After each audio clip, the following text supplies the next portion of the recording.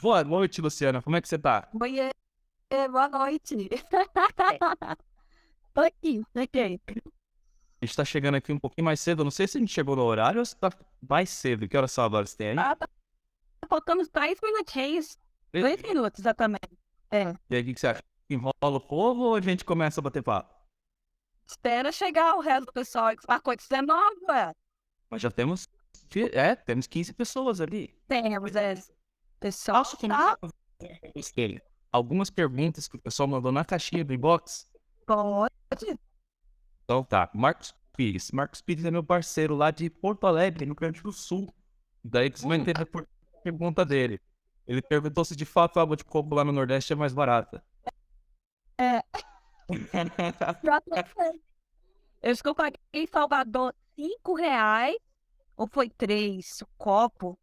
E aqui em Três? Vitória, 10, aqui em Vitória 10, 15, lá eu paguei mais barato. Fiquei surpreendida com o preço lá.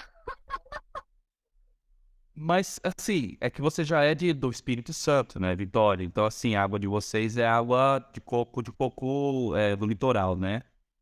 É muito recomendar o pessoal, quando puder, ao nosso coco da Amazônia, de água doce. Realmente, Por quê? É a diferente? água é muito diferente. Eu não suporto água de coco de praia. Ué, não sabia que era diferente, não. Pra mim era tudo igual. É absurdamente diferente. Quando eu estive em Pernambuco, né, é, eu cheguei a achar que eles tinham vendido pra mim água batizada. Água de caixinha em vez de água de coco, sabe? E quando a gente chegou em Manaus, eu e minha esposa, a primeira coisa que a gente foi fazer, quando a gente deu um rolê lá, a gente foi na praia da Ponta Negra e comprou água de coco pra poder tomar água de coco, porque a gente tava com saudade da água de coco docinha da Amazônia. Ó, eu não sabia que era diferente. E em Olinda, em Recife, eu conheci o coco amarelo. Eu não conhecia o coco amarelo. Aí eu achei a água um pouco insossa, assim, meio saloba, assim. Eu não gostei muito da água. A gente usa aqui o coco verde, né? Aí ficou coco amarelo, era curiosidade minha saber. Essa água salobra que é o detalhe que não cai no nosso paladar, entendeu? A gente tá acostumado com água docinha de lá, entende? E de fato, tudo lá é coco verde. Tudo lá é coco verde. Sem negócio pra fazer.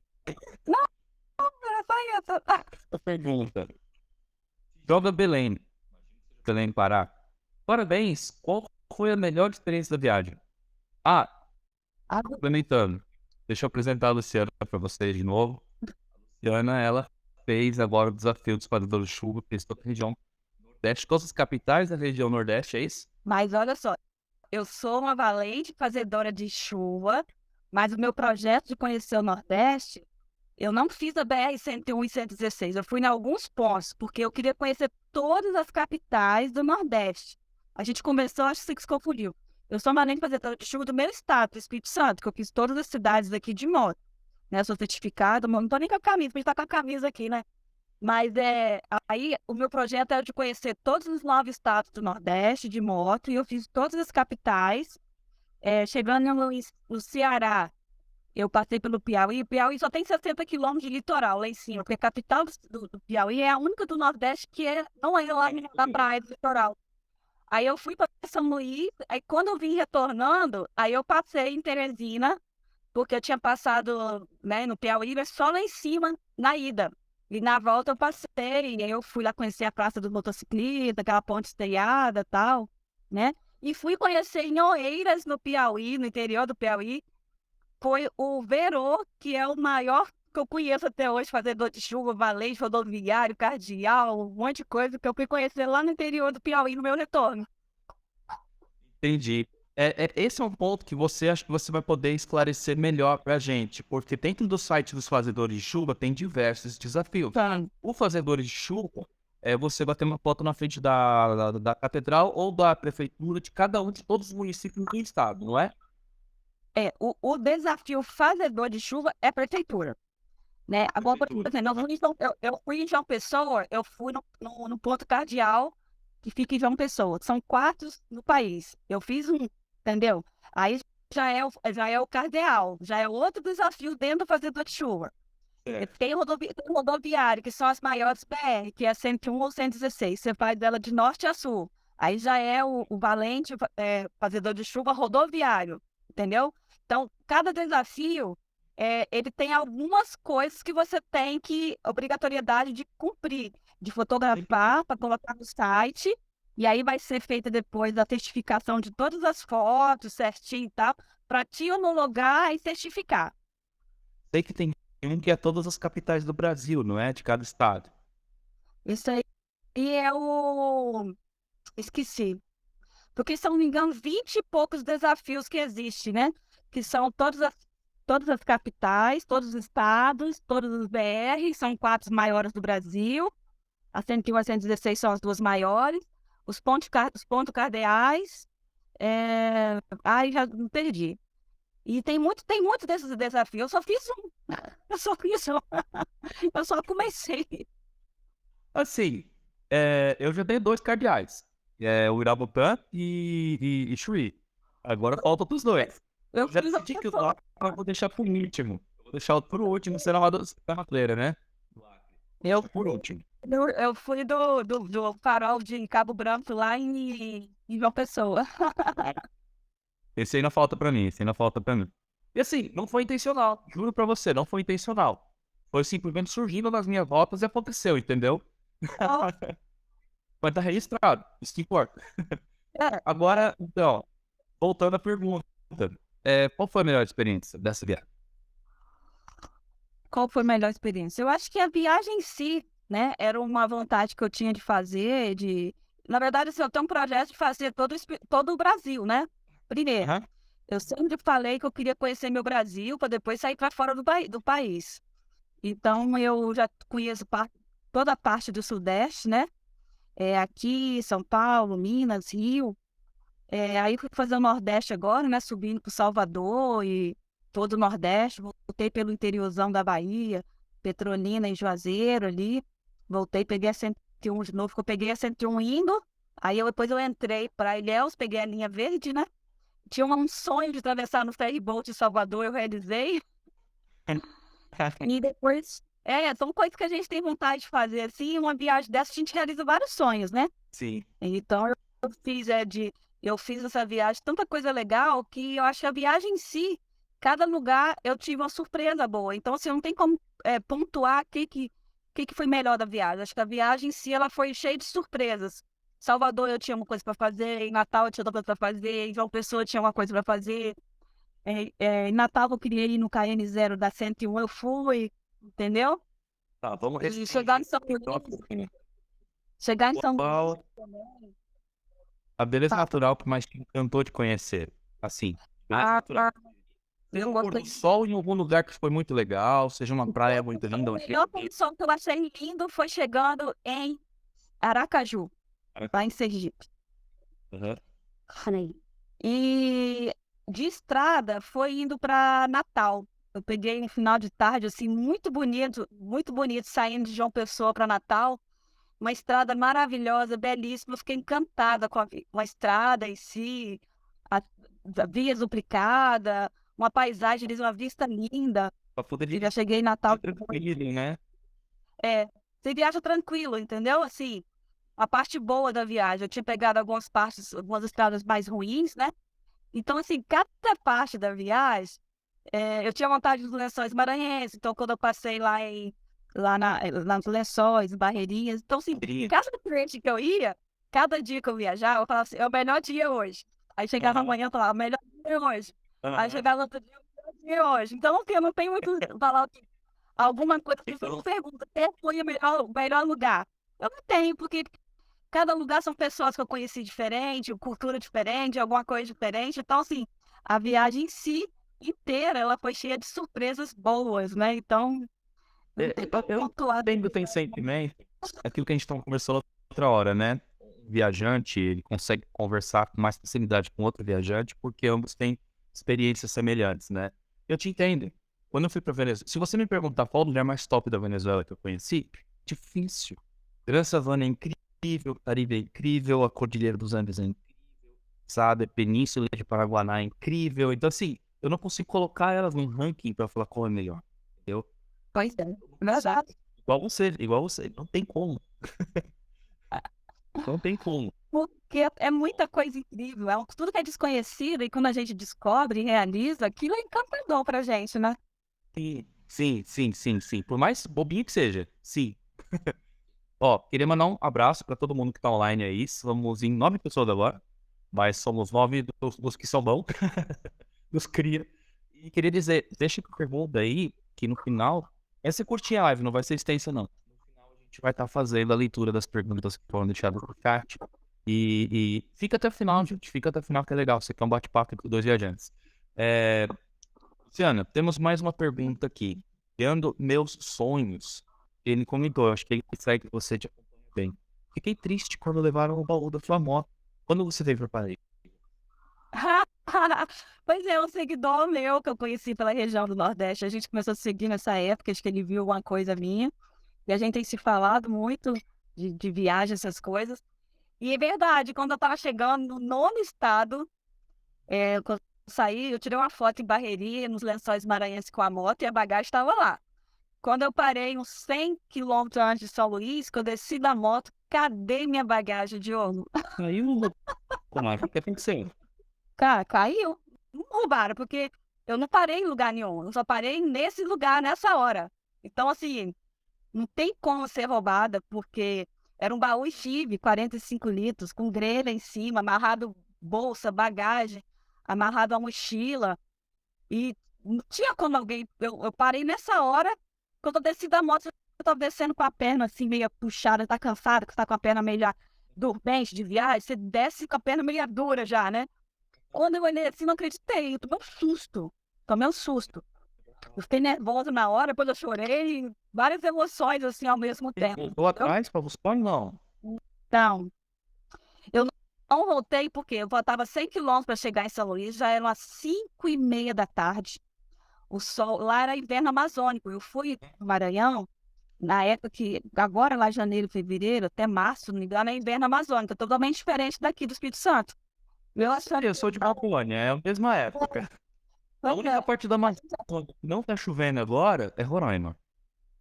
pois é. Eu estava dentro da Amazônica Ocidental, né? São Luís é ocidental, né? É, acho que é isso. E aí eu Oriental, sou perdão. Oriental. oriental, né? Aí e lá, sim, é totalmente diferente. O sol lá nessa hora tava já 5h40 da tarde, tava quase se pondo. Eu não sabia, eu tinha andado uns 240 quilômetros, bem em alta velocidade, para não pegar muita noite chegando no Maranhão, porque, lá em São Luís, porque eu sabia que eu já ia chegar à noite. Aí o que que eu fiz? Peguei e parei nessa hora para dar uma esticada na perna, tomar uma água, ir no banheiro para terminar de chegar lá. E aí eu falei, cara, eu não sei aonde que foi. Eu não imagino onde foi, nem. Não senti nada. Eu dei uma pancada num quebra-mola e eu achei que tinha furado o pneu. Aí eu parei a moto no encostamento, olhei assim por baixo da lâmpada, tem um buraco que você consegue chegar o pneu. Eu ia descer da moto. Na minha cabeça, se foi em algum lugar, assim, especificamente, que eu acho que foi nesse lugar. Mas aí eu tinha um ônibus parado, com gente pegando gente, depois de uma curva. Eu passei na frente do ônibus e encostei. Aí eu tava descendo da moto, só que aí eu vi que por cima do tanque eu conseguia ver a roda. Aí eu andei assim pra frente, mexi com a roda, vi que ela não tava ok. Aí eu comecei a andar no acostamento devagarzinho, olhando para baixo e na frente, porque eu achava que tinha sido alguma coisa da pancada, que eu freiei eu tava vindo em alta velocidade, quando eu vi o ônibus estava na curva parando, ele parou e eu abri para passar o ônibus. Aí eu já vi o quebra-mola em cima. E era um quebra-mola feito de cimento, não era aquele redondo, a lombada, boa. Era aquele que faz assim, quadrado. Que foi. Aí eu peguei uma BS, tum, tum, tum, tum, tum. Aí não deu mais, eu soltei a moto, né? Porque senão era uma curva em alta velocidade. Eu fiz o que deu e passei. Aí eu vi esse barulho. Então, assim, sabe? Aí quando eu vi que era muito alto o quebra-mola, de espessura, assim, ele não era grosso, ele era alto, entendeu? E deu aquela pancada, tava ter soltado a embreagem. Aí eu falei assim, fiquei olhando assim, pilotando a moto e olhando do acostamento. E eu não olhei atrás do bagageiro. Nem, pra mim era o pneu da frente. Se tivesse acontecido alguma coisa, era a roda ali, amassado, ou estourado, rasgado, o pneu, qualquer coisa. Aí eu fui andando devagarzinho no acostamento, a moto tava rodando, falei, vou seguir viagem. Se de tudo acontecer alguma coisa, eu vou chamar guincho, né? Eu viajo com seguro. Então, aconteceu alguma coisa, é guincho, não tem como fazer nada. Eu não ia fazer nada. E eu fui seguindo, eu falei, então eu vou ir pra frente, vamos ver se a moto vai continuar bem, rodando. E foi isso, assim, era a única coisa que aconteceu de diferente nesse trecho, foi isso. Mas em nenhum momento eu olhei para trás. Então, assim, eu não sei o que foi ali. Mesmo sendo curva em velocidade, nesse momento acho que você teria escutado cair o baú. Eu não entendo como pode. Porque Demais, pela verdade. ali é litoral, né? Então, assim, é muito vento, mas muito vento. Eu peguei muito vento, assim, era uma coisa muito diferente. Capacete fechado, alta velocidade. Como eu não queria chegar muito à noite em São Luís, eu tava meio que tocando bem, né? Tava mais 120. Então, assim, vento, tudo, barulho, ansiedade está chegando no nono estado, aquele dia, a adrenalina brilhante, né? E realmente eu não senti diferença da moto, peso, barulho, aerodinâmica, nada, nada, nada, nada. Essas que a gente pergunta, será que se a gente mandar um oi pra Givi, será que ela constitui? Eu Tá dando dó, cara. só sei que a bagagem estava comigo porque eu tirei uma foto no portal de Barreirinhas e lá no Lençóis Maranhense. Aí a Lençóis Maranhense foi eu que tirei. E eu de frente peguei o celular e tirei a foto. Em Barreirinhas eu tava tirando no portal, aí tinha gente lá tirando foto, falei, tira uma foto minha. Aí eu dei o celular pra minha moça, uma moça que tava lá tirando foto com a mãe e tal. E aí ela foi tirar uma foto minha, então a bagagem estava lá, entendeu? E eu tava com um elástico, né? Amarrado nos dois ganchinhos das laterais da moto. Pela foto de São Luís, dos Lençóis Maranhenses, só tinha uma perninha do elástico. Porque lá, quando eu parei, que eu vi a moto lá, que eu vi o elástico, e perigo, o elástico estava solto. Esse elástico que estava segurando o baú, que estava com uma volta no baú, o ganchinho dele era de plástico, não é de ferro. E aí estava sem um, né? E estava só segurado de um lado e estava solto. Tempo de enrolar no pneu, na roda, e aconteceu até um acidente comigo, entendeu? Parei naquele lugar, isso que era na hora de eu ter parado realmente naquele lugar.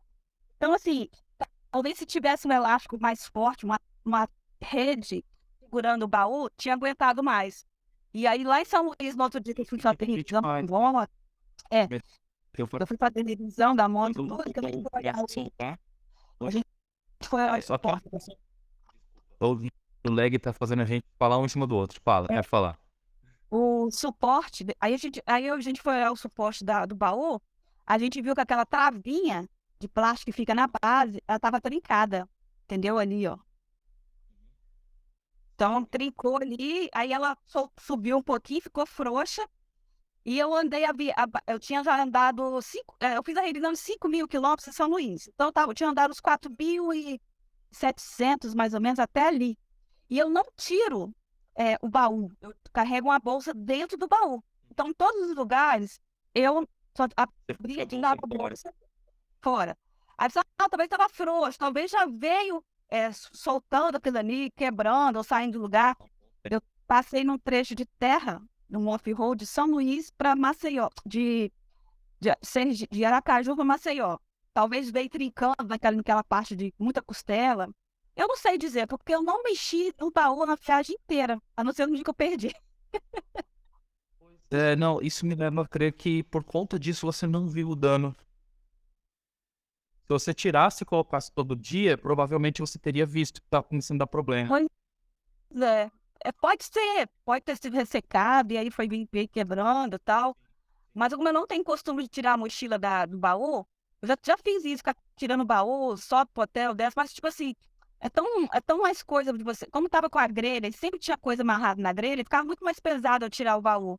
E eu sempre deixava assim, então eu tirava só O que o você que perdeu desse baú? O que você perdeu de bagagem?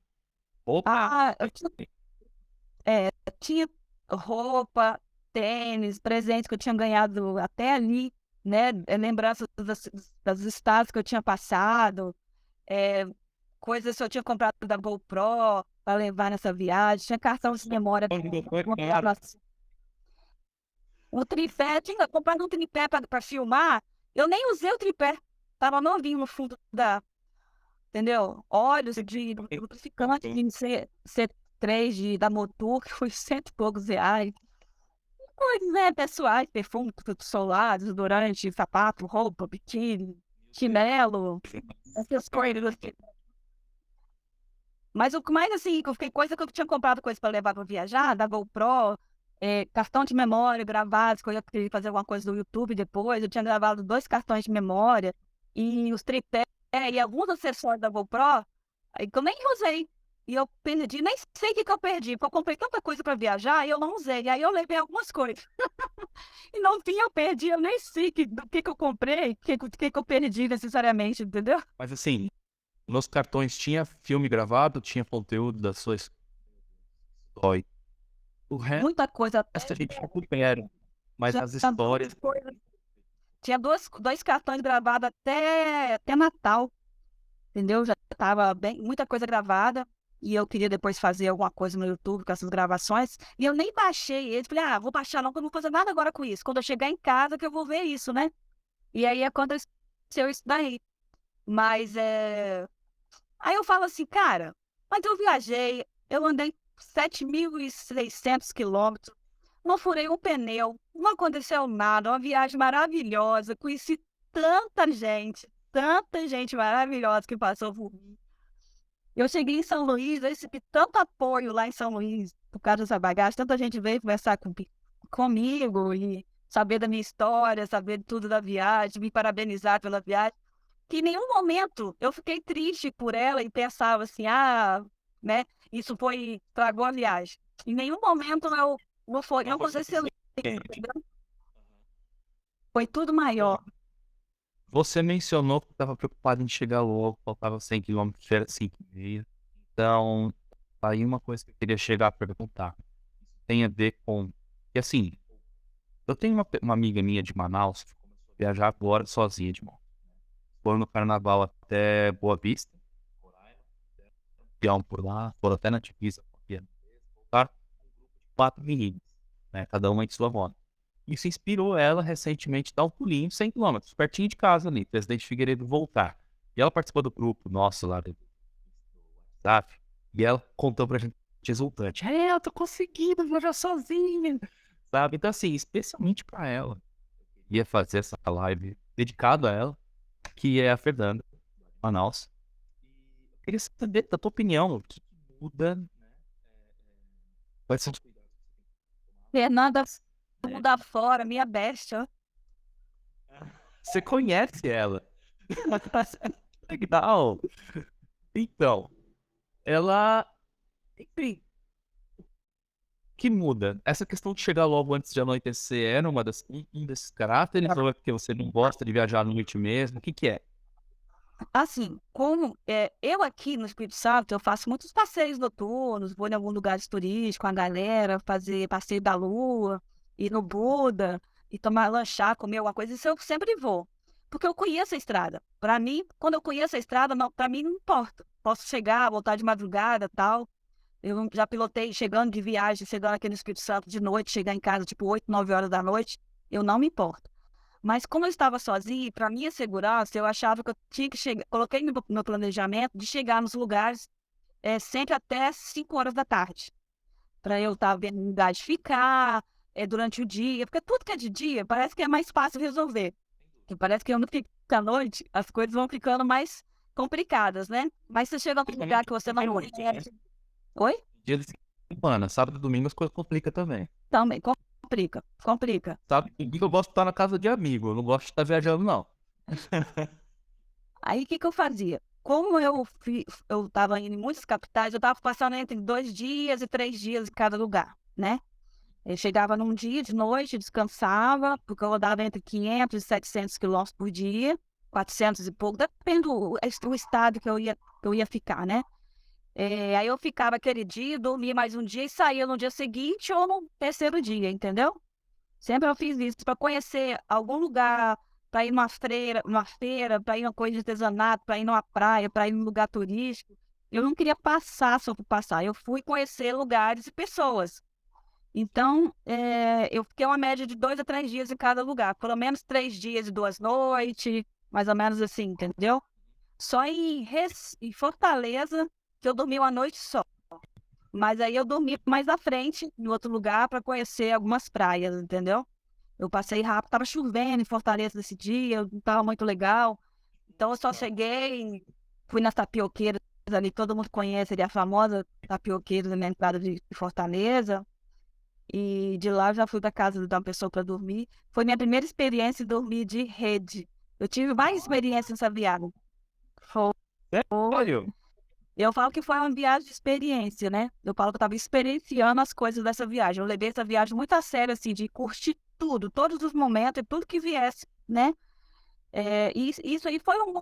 Eu cheguei num lugar para ficar, e ela falou assim: toma sua rede, um lençol. Falei: não tem um colchonete? Ela falou: não, aqui a gente dorme em rede. Falei, assim, na hora eu não acreditei, né? Que era brincadeira. Eu achei que era brincadeira. Porque a gente não tem esse costume aqui. Não tem. Sou paulista, eu sei como é que é. Tá. Nascido e criado em São Paulo. Eu sei como é que é aqui no Sudeste, o pessoal não. Até tira um cochilo depois do almoço na rede, mas não dorme. Rede é pra isso. Rede é pra isso. É pra casa de veraneio, casa de férias, fazenda, sítio, pra descansar uma tarde, um sono, pós o almoço, alguma coisa assim. E aí eu então a O maior defensor de levar só a rede e deixar a barraca pra trás, esquecer o negócio da barraca, é só dele. Inclusive, há um capítulo no meu livro que é só sobre isso. Então, não, mas me falaram isso, que as pessoas lá que acham que a é rede. Isso. Rede com mosquiteiro, resolveu. Eu lembro daquela rede. Eu lembro da rede inteira que você fez. Agora eu adaptei um underkilt de cetim por baixo dela para proteger as costas contra a brisa gelada que passa à noite. Ah, Ela tá melhor, ficou térmica agora, então, né? ficou mais agradável. E eu pretendo comprar um underkilt, tipo um cobertor que se veste por baixo da rede, e um saco de dormir para dormir saco de dormir dentro da rede, poder encarar a temperatura baixa. Mas eu fiz assim, como é que eu vou carregar a rede se eu não sei nem fazer aqueles nós que você faz com a página para amarrar em qualquer lugar? Eu não sei fazer isso, gente. Então não adianta eu levar uma rede que não vai ser útil para mim, entendeu? Vem um Eu tutorial. viajo, faço um monte de coisa, mas tem coisa que ainda não tá dentro da minha alçada, assim, de aprendizado. Eu não passei por isso. Olha, eu tô devendo um tutorial de nós e amarras pra galera do Destino X, Ó, sabe? por isso não, não sei. Eu era desbravador, que é tipo o escoteiro da igreja adventista, sabe? E eu era Ah, coordenador de amarras. Coordenador de amarras, eu sei dar aula de... só. Aí, tá vendo? Eu não quero perder essa aula, não, hein? Eu tô devendo isso daí, pessoal. Tem que fazer. Então eu vou ter que fazer... Vou começar a fazer o seguinte, amanhã eu começo a pegar a corda e ensinar nó por nó, um nó por dia. Ah, tem que comprar uma corda primeiro. Ah, já fala qual é a corda que tem que comprar pra gente comprar e se preparar pra fazer a aula já prática. Falo, que não, assim, eu posso dar aula numa corda mais grossa porque é mais fácil de visualizar. Mas eu vou explicar sobre qual corda escolher, qual corda confiar, qual peso. Eu já quero fazer. Porque eu tenho um projeto, assim, de fazer motocamping, né? Eu já comprei a barraca, eu tenho um fogareiro que eu comprei. Eu tô comprando umas coisas. Ai, caiu. Opa, Esse toque caiu. E já tenho algumas coisas que eu tô comprando, assim, uma hora vai acontecer. Uma hora vai dar certo essa viagem. pergunta. Oi? Tá, esses dias todos, você não pôde nenhum dia, você dormiu em casa de família? Pois é, quando eu saí de Vitória, eu saí com um amigo que ia me receber em Ilhéus, primeiro lugar que eu dormi. Eu andei 770 quilômetros nesse dia, foi o primeiro trecho longo e que eu tinha que... A parada era ali, entendeu? Tanto que eu cheguei lá já era 8 horas da noite. Mas eu andei bastante esse dia. E depois dali era Salvador. E aí eu saí com esse local para dormir e saí com um hostel reservado em Salvador. Até o dia que eu saí com esses dois lugares, os 2 primeiros dias já certo. A partir daí, as pessoas, né, viagem, gente, eu falo que o motociclismo, a gente que está dentro dele inserido, é uma outra. Quem está aqui fora não conhece isso. E eu estava jantando em Salvador, jantando de noite numa pizzaria perto do hostel.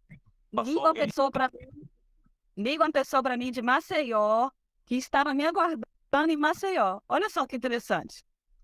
E aí ligou um amigo meu, que era de Teresina, que já tinha contactado ela lá, e ela já estava me ligando, estava me aguardando, já que eu estava, aquele negócio todo. E aí, no dia seguinte, eu rodei em Salvador com meu amigo Silmar, conheci o Paulo Barros, que era de Salvador.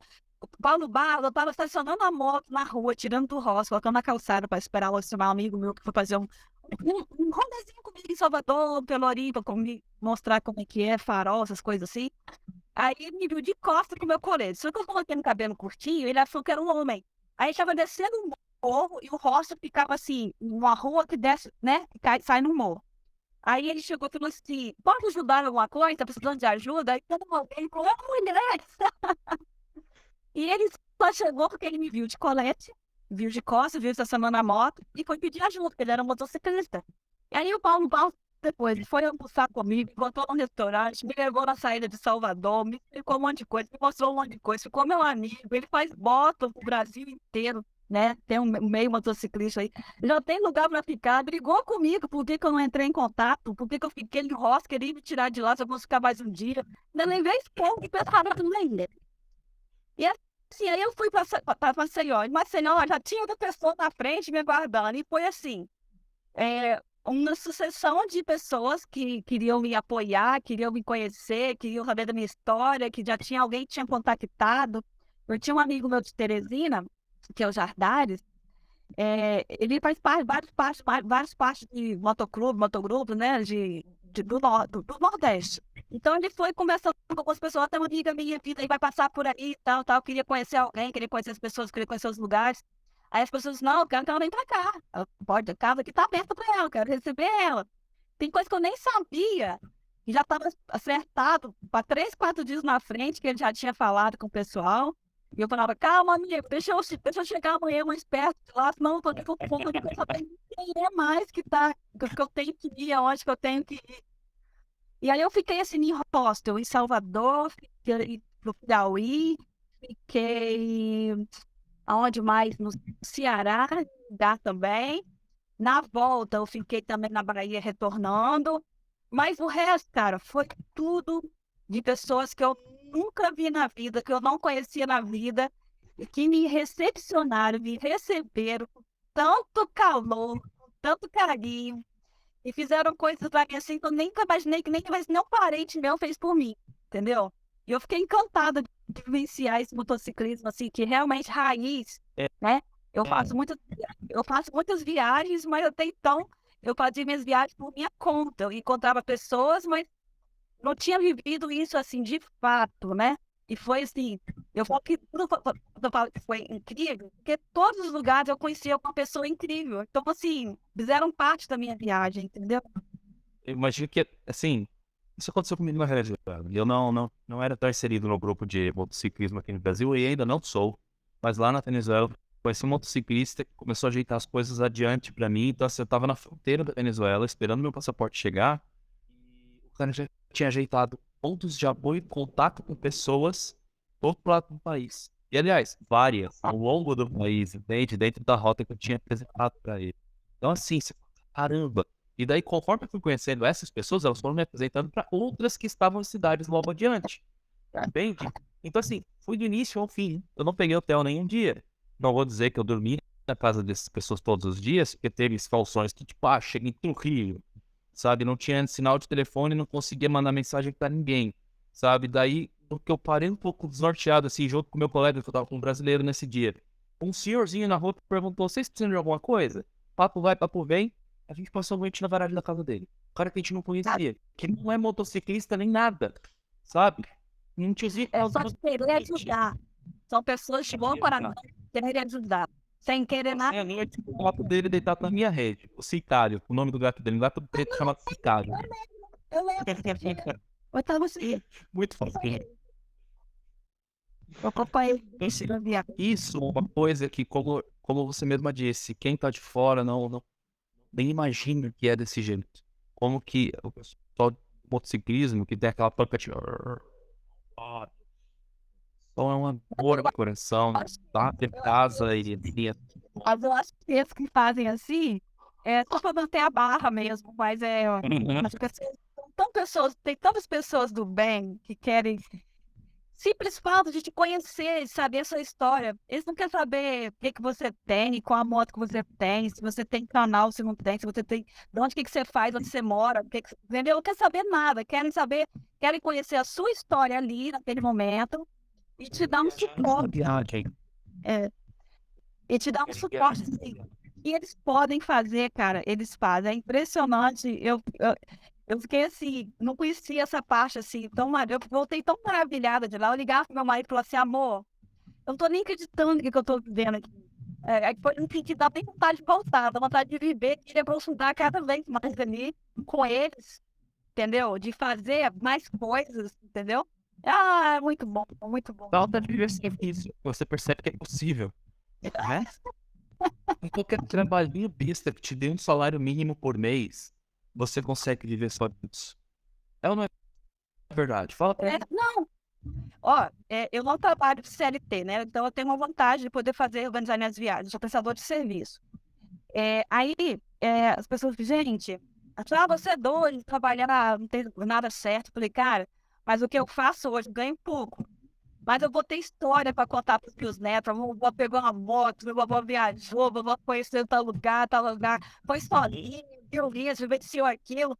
Eu vou ter história. E nunca vou esquecer disso. Isso está dentro do meu coração, as pessoas que eu vivi, as experiências que eu vivi, isso ninguém me tira. E ninguém vai ter isso por mim, se eu não tivesse, eu mesmo vivido essas coisas. Nem se você contasse os seus melhores viagens que você viveu, eu nunca vou saber o que que é se eu não experienciar aquilo, se eu não viver aquilo, entendeu? E ninguém tira isso pra gente. E outra coisa, não adianta esperar você se aposentar para viver isso. Quando te aposentar, você não vai ter energia. Pois é, muitas pessoas falam assim, quando eu tiver a moto tal, quando eu tiver dinheiro sobrando, vou fazer. E eu falo assim, hoje, gente, por eu ter vivido já tudo isso que eu já vivi, eu falo, não espere o amanhã, não espere ter a melhor moto. Quando eu vi histórias, né, lá atrás, do ter de motocicleta, tem 4 anos só de motocicleta. Quando eu entrei no motociclismo, eu vi as pessoas indo chuaia de bis, de moto 125, de intrudo, essas coisas todas assim. Cara, eu falo, não é possível, não vai. Aí eu lá, assim, se elas foram, é possível, então por que esperar? Elas viveram uma experiência com aquela moto incrível. Ninguém vai tirar isso das pessoas, entendeu? Pra que esperar ter a melhor moto? A moto, quando eu tiver dinheiro. Quanto mais fraca a moto, quanto mais esbagaçada a moto, mais empatia as pessoas acabam gerando por você, mais interesse elas têm em interagir com você, te conhecer, saber tua história, por que que você tá fazendo essa doideira de estar com uma moto dessas, fazendo esse tipo de desafio, e você acaba conhecendo mais pessoas do que se você estivesse andando com uma GS 1250. Eu tiver Porque é mais fácil, né? o gringo sem fronteiras falou isso. Essa viagem que agora ele foi agora com a 49 cilindradas, não sei se você tá sabendo, ele foi para o Ushuaia com uma 49 cilindradas. Pô, mano, conheci muita gente, as pessoas se apresentavam, se aproximavam mais. Sabe, eles estão acostumados a ver moto viajante. Da outra vez que eu fui com a Tenerona, a grandona, assim, não é dizer que as pessoas se afastavam, não, não é o caso, mas agora todo mundo chega perto. Sabe? E é um dos motivos pelo qual eu tô pensando em ir de bicicleta motorizada agora. Tô planejando uma rota muito louca aí. Atravessar a Guiana Inglesa, Suriname, Guiana Francesa, voltar pela BR-156, bater em Santarém, voltar pela Transamazônica, sabe? Eu tenho muita vontade de fazer o norte aí. Eu vou fazer ainda, né? Vou fazer o centro-oeste, o sul, depois eu vou deixar o Brasil com o norte. Tem que me programar direitinho, com a moto que eu quero, talvez uma pop, não sei. A pop é muito. Não, as pessoas não entendem que a pop ela pode ser muito confortável. E eu andei na 230, lá em João Pessoa, no trecho dela, e no Piauí. Eu tive prazer de andar. Eu falei assim, cara, eu tô na 230, na Transamazônica. Lógico que eu tava na marcha só, né? Igual quando eu atravessei de Maceió de Aracaju para Maceió, eu peguei uma balsa, que eu fiz uma caminho alternativo, né? Ninguém faz, eu resolvi fazer. Valeu a experiência? Valeu, eu voltaria? Talvez não, porque eu sofri, passei um cagaço, peguei minha estrada de chão que tinha acabado de passar para patrola, e tava com muita terra, fogo, areia, pedregulho, mas valeu a experiência. E aí eu passei, peguei uma balsa para a universidade e eu descobri que eu estava passando por cima de uma das fases por Rio Francisco, que eu achava que eu só ia ver no final da viagem, retornando lá para o Juazeiro, Petrolina. Cara, quando eu fiquei sabendo que eu estava sobre a foz, uma das fozes, né, do Rio São Francisco, eu chorei de emoção. Eu chorei, que eu não acreditei que eu estava fazendo aquela travessia sem programação, sem saber, e que eu estava passando ali. E era um pôr do sol lindo, eu chorava assim, ó, que eu não Aí, queria conter. só. Sim, legal. Ah, última pergunta dos cards que eu deixei, daí daqui a pouco a gente vai para as perguntas do chat. Felipe Matheus, ele perguntou, inclusive o Felipe tá online, se eu não me engano, eu vi ele mandando mensagem agora, que ele é de Natal. Ele perguntou, mais difícil da viagem. Mais difícil? Eu acho que eu queria fazer essa estrada de. Eu optei. Eu falei que eu estava querendo experienciar coisas nessa viagem, né? Tudo que viesse para mim, tudo que vinha para mim, surgia, eu falava, quero fazer. Eu vou fazer. Porque eu fui fazer uma viagem de experiência. Eu fui sozinha, fui, mas, cara, uma coisa que não viaja comigo é ter medo. Eu sou uma mulher muito determinada com aquilo que eu quero. E o medo não vem nem na minha bagagem, nem debaixo da sola do meu sapato. Então, eu saí de casa com a convicção que eu queria experienciar tudo que viesse na minha frente. Aí me falaram dessa estrada que tinha de Maceió, de Aracaju a Maceió, que era o estado de chão, né? Falei, eu vou. Sem saber o que era. Aí falaram, não, a estrada é terra batida, tal, já passei por lá, é tranquilo. Eu peguei essas referências. Só que quando eu cheguei lá, realmente, você pega o asfalto, pega a estrada, eu falei, vou experienciar tudo essa viagem. E aí, quando eu cheguei, que eu entrei na estrada, assim, que só passava caminhonete, a 1.000 por hora, subindo aquela poeira, aquela areia, aquela poaca doida. Eu falei, não é possível. Esse trecho ninguém vai passar. Eu andava, só piorava. Eu andava, só piorava. E a moto rapiava pra cá, rapiava pra lá, e eu ia pro acostamento assim, aí tinha muita terra e muita poeira que os carros vão passando e vão jogando, né? E eu achava que ali era o melhor lugar. Aí teve um lugar que eu passei assim, que eu tava exausta de segurar a moto. Eu tive uma dor nesse braço, de tanto pressionar, frear, debrear, aquele negócio todo da moto, segurar a moto. E eu parei no lugar, aí foi uma oportunidade assim, e eu perguntei, né, tô chegando, no final, tá perto de acabar, alguma coisa assim. Aí conversei com o pessoal, troquei adesivo, tirei foto, peguei o Instagram da mulher, ela foi pro Instagram. Isso assim, no meio do nada. Tinha 3 casinhas no meio do habitat, do pasto, entendeu? Uma criança. Aí perguntaram se eu queria água ou não, se eu queria alguma coisa. Eu falei, não, vou seguir viagem, que já tá. Já era umas 4 e pouco da tarde, aí eu tinha que andar, sei lá, 200 quilômetros para chegar em Maceió. Se eu cheguei em Maceió, era 8 horas da noite. É aquilo que ela coisa, a gente faz um cronograma de viagem. Só que tem coisas que saem do planejado, mas você tem que ir com planejamento, né? Aí eu fui, peguei, falei, não, vou seguir viagem. Conversei com eles ali uns 20 minutinhos, aí faltava ainda mais uns 18 quilômetros. Cara, mas foram os piores 18 quilômetros que eu gastei pelo menos 40 minutos para chegar. Quando eu cheguei no final, eu peguei o asfalto de novo, eu chorava, porque eu estava eu consegui, eu venci, eu experienciei isso, entendeu? E que ninguém tira isso de mim, do que eu vivi ali, só nenhum espelho que eu vivi, os meus medos, os meus. Mesmo aconteceu uma coisa ali, né? Eu me desafiei e eu venci aquele desafio. Então, assim, o pior trecho para mim foi esse, porque eu estava no planejamento. Eu passei bem a peça da moto rapiar, ele cair, eu frear, segurar a moto, assim, tava com medo de não ter perna, porque a moto estava com as bagagens, fui tomar foto laterais. Eu estava pendendo muito dos lados.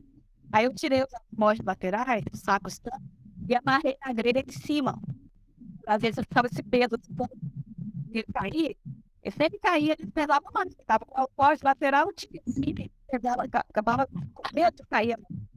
Eu achei melhor fazer o que eu fiz depois, lá de Maceió para lá. Maceió fui desse jeito. E aí, muita areia. Eu cheguei em Maceió, tirei a bota, tinha areia, pedra na minha bota. Não só, tinha muita coisa que passava debaixo de mim. Então, assim, esse é um trecho que eu nunca vou esquecer da viagem, que foi logo depois daí que eu peguei a balsa. Então, foi o trecho mais inusitado, inesperado, e que eu vivi experiências assim, incríveis que eu talvez nunca vou viver e que nunca vou esquecer na minha vida. Entendeu? A gente tem as experiências. E não estava no meu planejamento. Eu ia passar por Penedo, ia passar por outro lugar, eu ia pegar uma outra balsa em outro lugar. Mas esse caminho me levou a esse lugar. E nessa hora, para pegar o pôr do sol saindo lá, eu peguei pôr do sol em Salvador, que era um sonho para atravessar o ferry. Por acaso eu cheguei, era quase 5 horas, e o próximo ferry boat era 6, então eu tinha que esperar. Então as coisas foram acontecendo de forma que eu sonhava com aquilo, e as coisas aconteciam daquela forma que eu sonhava. Assim, inacreditável, entendeu? Eu chegava assim de noite, deitar e dormir, falava, "Meu Deus, obrigada, Deus. Que dia maravilhoso, que o Senhor me deu amanhã também, um dia maravilhoso, só incrível como foi esse de hoje. Aí amanhã era o dia incrível também, entendeu? Essa é maravilhosa. Bom, dicas, perguntas do pessoal. Conselho. Pensa na Fernanda. Pensa na Fernanda. Hum. Querem viajar sozinhas. As que estão muito empenhadas com medo de tudo. Primeiro, tira esse medo da cabeça. Primeiro tem que tirar esse medo. Esse medo não pode acompanhar e dar ninguém. Porque a gente é forte, a gente é capaz, a gente pode tudo, basta a gente querer correr atrás, entendeu? Ninguém vai viver os nossos sonhos, ninguém vive pra gente os nossos sonhos, se não for a gente mesmo. Então a gente tem que, quando a gente quer, a gente tem que fazer por onde? Ir atrás do nosso sonho e realizar esse sonho. E quando você realiza um, cara, você tem que fazer o primeiro. Você tem que ir. Primeira decisão, ir, entendeu? Foi assim que eu comecei a fazer minhas primeiras viagens. É de dentro do meu estado, depois de São Paulo, fui para São Paulo, voltei de São Paulo sozinha, quase 1.000 quilômetros sozinha. Minas, Estrada Real, Estrada de Terra, não é o meu forte, mas eu fui porque vale a experiência. Então, assim, tudo que a gente faz, quando a gente tem vontade de fazer, de realizar, a gente tem que ir. Tem que pensar na opinião dos outros, se é uma vontade sua, você tem. Ninguém realiza mais do que pela gente. Ninguém. Você não pode adquirir. Então, assim, planeja, faz um planejamento. Quer começar a viajar agora? Faz um planejamento. Eu quero ir longe primeiro. Faz um planejamento de 100 quilômetros que for, 200 quilômetros que for. Faz uma rota, tendo suas possibilidades. Sábado, domingo, faz um bate-volta, se não tiver lugar para dormir. Vai mesmo um feriado. Contacta pessoas. Né? O legal de viajar é você conhecer outras pessoas. Não é você ir lá sozinho, você voltar. E aí não tem graça, entendeu? Essa viagem eu fiz questão de estar com as pessoas na região, porque eu queria pegar as experiências dessas pessoas, tudo que elas tinham ali na região. Se você vai, você não tem esse contato, parece que é fria a viagem se torna, tem aquela emoção, aquele sentimento. Cada lugar que eu fui, eu tenho um sentimento daquele lugar pelas pessoas que me receberam, que me acolheram, que passearam comigo, me indicaram o lugar, entendeu? Cada coisinha assim inusitada. Então, primeira coisa, sair da sua zona de conforto, eu quero ir, eu vou conseguir.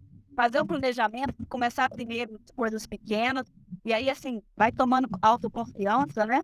De fazer as coisas, de pilotar, de pegar uma BR. Nada é fácil quem não tem experiência, mas a experiência só vem com quem está na estrada, quem vai e faz. Desde casa você não tem essa experiência. Então, se você quer, é o desejo de uma mulher hoje, pegar uma moto e viajar, eu falo, vá. Seja feliz. Recomendar para as pessoas. 100, 200, Sou fome tá baixo. um bate e volta 200. Vai 200, dorme e volta. Né? Na de 400, você já pode ir para 2 dias. Para ir e voltar. Sabe? E a de 800, você já vai pegando as experiências para você fazer. A de 800, você já adquire a experiência para fazer uma viagem grande. Uma viagem de um mês. A gente fica assim, com referência, assim, eu vou dar 100 quilômetros, vai doer a bunda, vou cansar, vou estressar. Cara, a gente vai cada vez mais longe. Antes eu andava 100 quilômetros, depois eu andei 200. Hoje eu ando 500 quilômetros, 700 quilômetros de boa. Depois daí começa a força de calor, de tal sol, depende da temperatura que faz. Igual eu peguei lá no Nordeste, muito calor. O que mais me pegou foi o desgaste físico, o calor mesmo, entendeu? Então, assim, naquela condição, eu não tentaria andar 900 quilômetros. Eu, Luciana, já tenho andado, né? Eu tenho já essa parâmetro, né? Eu já andei 990 quilômetros em um dia. Mas uma condição de um tempo fresco, estrada boa, sinalizada, você não tem um desgaste tanto físico, uma estrada do Nordeste que tem sinalização, que é pista, não é pista dupla. Então, assim, você vai conhecendo aos poucos os seus limites de pilotagem, modo de pilotagem, o que você aguenta fazer a cada dia. Eu tenho uma referência já, 700 quilômetros para mim, qualquer viagem, você falar, bom, para mim é um dia de viagem, entendeu? Tem gente que vai andar 200 e vai parar. Mas aí, tipo assim, você vai, o seu limite a cada vez. E aí, esse limite, esse parâmetro, ele vai mudando a cada viagem que você faz. Eu te falar, sobre você rodar calor, é também adquirir experiência. Sério, você dá conta. Eu não tava afim de enlouquecer. Tá, não tá ouvindo mais? Agora eu vi. Ok, alguma coisa aconteceu. A respeito de você viajar 900 quilômetros no Nordeste com calor, é questão de experiência. É você pegar as manhas de como se proteger contra esse calor. Você consegue. Porque você vai para o Centro-Oeste ainda e você vai descobrir que é tão calor quanto talvez mais. Talvez mais seco, inclusive. Então, assim, a experiência. A experiência, saber como se... Eu não sabia que isso pra mim, isso me pegou bastante lá. É saber levar uma garrafa a mais de água só para jogar no peito. Enquanto roda. Entendeu? Você só pega na estrada. Tá, Sabe? eu nunca tinha feito chegar no posto, tem que lavar a cabeça, jogar água no dedo e olhar o dedo, velho. Aqui eu não precisando saber. E lá, pra mim, eu só não tentava alimentar ele. Porque às vezes eu tava tonta, assim, de tanto calor. Eu fiz isso várias vezes. Pegar garrafa mineral, garrafa ou água no bolso, encher a garrafinha que eu tava levando e jogar e ficar com a roupa daquele jeito, entendeu? É aquilo que nos trazia um conforto térmico necessário para eu ia perder. Eu tive que fazer alguma coisa que eu nunca fiz aqui, e que eu fiz lá, que me trazia um conforto térmico, que me fazia eu ir um pouquinho mais à frente. Ah, a Fernanda tá aí, ela chegou lá. Fernanda, peraí, ela se aqui, ó. Eu vou para a Fernanda rodar lá em São Paulo. Escreva isso. A Fernanda vai ter que te levar para conhecer o PC de Câmara. Verdade. Conheci tanta gente, eu conheci tanta gente nessa viagem. Pessoas inimagináveis na minha vida, pessoas com motociclismo, assim, pessoas incríveis, assim, às vezes nem piloto, mas me falavam certas palavrinhas, assim, de sentido, de me pegar e parabenizar por estar fazendo essa passagem tão maravilhosa, você já falou de viajar, né? Quando sempre ele tem isso, de jogar, eles pensam que a sua apoia e não ia voltar para a volta, e como a gente sai de volta para a volta, dizer, lá eles dizem, e por que os homens, esse ano, você é uma mulher, está fazendo coisas que muitos homens gostariam de fazer, muitos homens não têm coragem de fazer, não tiveram coragem de fazer. Me abraçavam assim, tão calorosamente, parabenizavam, davam tanta força para seguir adiante, e demais. Quando eu consegui, assim, né? E você está no meio de pessoas assim, experientes, pessoas de 70 anos que eu conheci, na rodada, muito dia.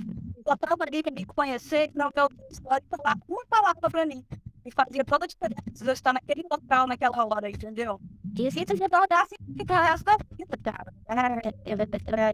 E eu não perdi a bagagem, as pessoas colheram lá, sai lá, aí eu lá, cresci, diga para alguém da história, você daqui você não sai sem valor. Vou tirar daqui, volta e vou desligar. Cara, nossa, quem faz isso, entendeu? E aí a gente saiu daqui, naquele momento, a gente saiu dali onde estava, a gente já foi na loja e já mandou tirar, e te falando. Mandou tirar da dentro dele, porque ele estava ali na hora, na hora. Depois, outro dia seguinte, não, entendeu? Então, assim, aí ficou também cedo, dentro da loja, dentro da loja também, a gente ficou de uma coisa que tão. Cara, tem coisa que eu não acreditava que estava acontecendo comigo. Como assim? Aí me contava, eu falei, mulher, eu também achava que assim, eu distante, fazendo brecha, assim, perdendo essa bagagem, esperar uma foto pra ela, você tá comigo? Entendeu? Mas ele fala, acaba de dizer que ele não precisa da bagagem. Ele não se precisa agora, acaba de dizer que vocês, senhores. Cara, São Francisco, o pessoal lá pesquisar, correr no sentido das datas de aço. Não, esqueci agora das meninas que me atenderam lá. Mas tanta gente que tem comigo, pelo jeito que eu, você fala assim, eu não sou nada, cara. É uma das coisas muito grande. E a gente é muito grande, a gente assim, ó. Mas é tão gostoso fazer parte disso, de estar envolvido depois, que a gente. Eu só quero mais. Não começo ainda a voltar. Com certeza, você tá na minha listinha de diretor. Depois que eu fizer as coisas que eu tenho que fazer. Mas um dia eu quero ir em cada pessoa e não vou ficar solteiro, só para voltar e abraçar e dar um beijo, abraço forte, cheiro. As meninas, ai, gente, sério, é muito gostoso. Eu tô com sentimento assim, aqui, nessa viagem, assim, a minha cabeça muito fresca, eu gostou muito de lembro das coisas que aconteceram na viagem. Cada uma teve um significado muito importante, cada um deles. Ó, inclusive, bons amigos de viagem, o Rafael Tessiari, ele falou bem assim, olha, acho que a Luciana encontrou 2 amigos meus na estrada na Bahia. Um era o Jonathan, de uma XT 660, passou 2 dias com eles na estrada. Ah, foi, eu tava em Linhares, abastecendo a moto. Aí eu fiz 2 rapazes ali abastecendo a moto também. Eles tinham saído de Vitória. Eles estão indo pra onde? Eles falaram que estão indo pra Porto Seguro. Aí eu falei, cara, eu vou passar pelo Napos. Eu Napos, você tem que pegar o Napos pra entrar no Porto Seguro. Eu decidi direto, né? Depois hoje não, foi só uma manhã. Vamos até manhã, umas 9 horas, até umas 3 horas da tarde, a gente passou junto. Daí a gente seguiu junto. Aí só que eles acharam assim que acho que eu ia ter que ir mais pra frente, eles iam entrar. E aí os meninos ficaram comigo, me acompanharam, a gente parou pra almoçar, a gente almoçou junto, num lugar, acho que isso foi feira, Cristina de Freitas, na Bahia. Aí depois eles seguiram, porque eles tinham um hotel esperando eles por seguro, eles estavam de férias, alguma coisa assim, e eu ia dar mais aí 300, 400 quilômetros, né, mais que eles, né. E aí foi um momento que eu fiquei com esses meninos assim, a gente andava pau a pau, eles ficavam um montão deles lá, os meninos. Eles me deixaram na frente, puxar no meu ritmo e tal.